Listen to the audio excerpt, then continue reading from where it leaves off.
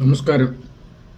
ഇവിടെ മിമിക്രിയൊക്കെ തുടങ്ങിയ കാലത്ത് ആദ്യകാലത്ത് വന്ന കാസറ്റിലൊക്കെ വന്ന നല്ല തമാശയായിട്ടുള്ള കോമഡി സ്കിറ്റുകളും മിമിക്രികളൊക്കെ നിങ്ങൾ പലർക്കും ഓർമ്മ ഉണ്ടാവുമെന്ന് തോന്നുന്നു.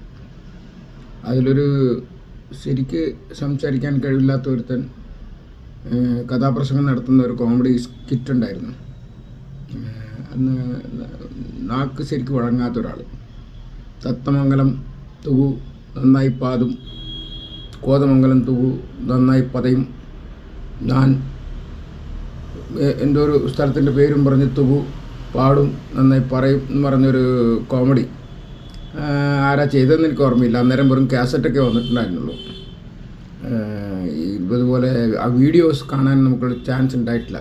വളരെ മനോഹരമായി ചെയ്ത നല്ല രസമുള്ള കോമഡി ആയിരുന്നു. വന്ന ആദ്യകാലത്തെ മിമിക്രിയേറ്റ് കാസറ്റൊക്കെ വരുന്ന കാലത്ത് വന്ന പഴയ ഓഡിയോ കാസറ്റ്.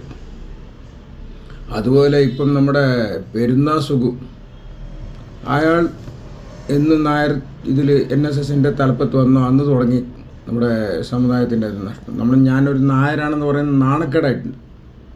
വല്ലാത്തൊരു ലജ്ജ തോന്നുന്നു നായരാണെന്ന് പറയാൻ. ഇയാൾ ഒരു അഹങ്കാരിയും സ്വന്തം കാര്യം മാത്രം നോക്കാനായിട്ടും സ്വന്തം കുടുംബക്കാരെ നോക്കാൻ വേണ്ടിയിട്ടും മാത്രമാണ്. ശബരിമലയുടെ ആ നാമജപത്തിന് അയാൾ അനുകൂലമായി നിന്നു എന്നൊക്കെ പറഞ്ഞപ്പോൾ ഞാൻ വിശ്വസിച്ചിട്ടില്ല. അയാൾ എന്തോ കാര്യം കണ്ടിട്ടാണെന്നുള്ളതാണ്. സുരേഷ് ഗോപിയെ ഇറക്കി വിട്ടപ്പോൾ അയാളുണ്ടായിരുന്ന കുറച്ചെന്തെങ്കിലും മര്യാദ ഉണ്ടായപ്പോൾ ഇറങ്ങിപ്പോയി.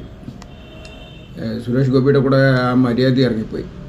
ഒരു താൻ തോന്നി തർക്കുത്തരം പറയുന്ന ഒരാൾ, അഹങ്കാരത്തിൻ്റെ അങ്ങേയറ്റം, എന്തെങ്കിലും കോപ്പുണ്ടെങ്കിൽ തിരക്കായിട്ടില്ല.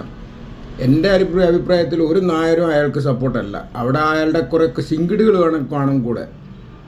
ഇയാൾ അതുപോലെ തന്നെ വേറൊരു ഔട്ട്സ്പോക്കനാണ് നമ്മുടെ വെള്ളാപ്പള്ളി നടേശൻ. ഒരിക്കലും വിശ്വസിക്കാൻ പറ്റാത്ത ആളാണ്.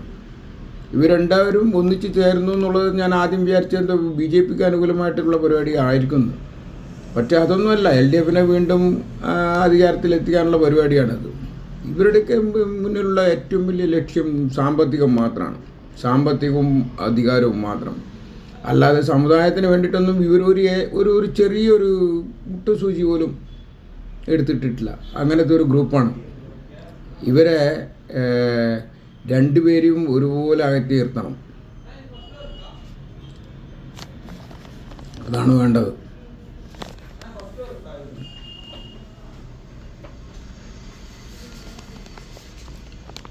രണ്ടുപേരും കേരളത്തിന് മാത്രമല്ല മൊത്തം മലയാളികൾക്കും അവന്മാരാണ് ഇയാൾ.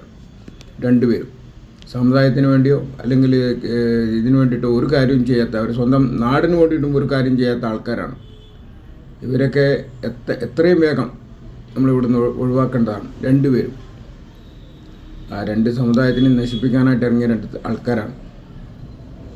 അധികം പറഞ്ഞില്ല, പറഞ്ഞാൽ പ്രശ്നമാവും.